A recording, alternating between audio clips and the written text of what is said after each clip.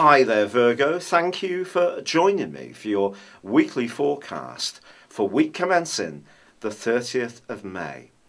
This week begins with the Sun and Venus continuing their journey through the part of your horoscope that's known as the 10th house or the midheaven. This is how you connect to the wider world and how you're perceived.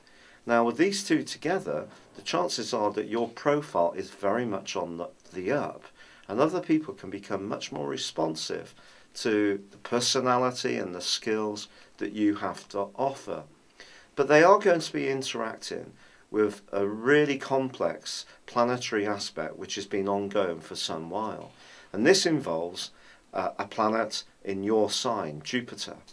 Now Jupiter is the planet of growth, but it's been in an opposition with the planets of dreams, Neptune, and both have been square into Saturn in your sector of emotions and family and security for some while.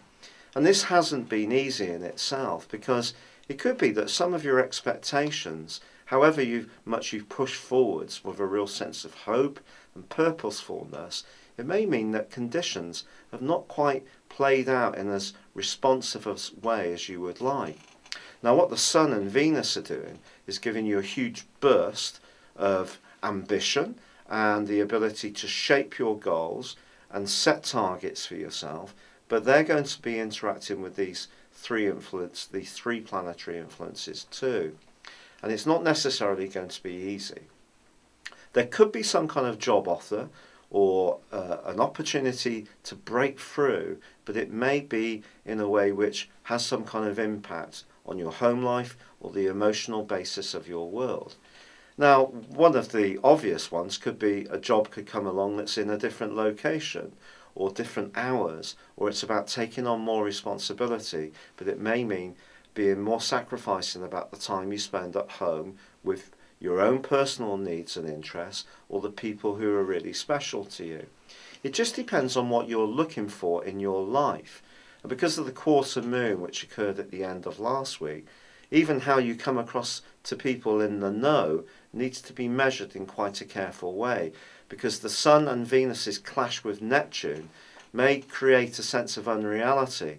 And if you are trying to promote any kind of scheme or idea, you have to be very precise in the way that you're well known for in order for them to be compelled by what you have to say. But there is a very optimistic part of all of this, and that's the Sun and Venus's angle to Jupiter, which can just give you that sense of, look, just go for it. And you may decide to cut the chains around some restrictions or some inner anxieties or concerns, and really take a big step forwards, a giant step forwards, and it could just, well, pay off. Sometimes we do have to shake things up a little bit in order to get some rewards.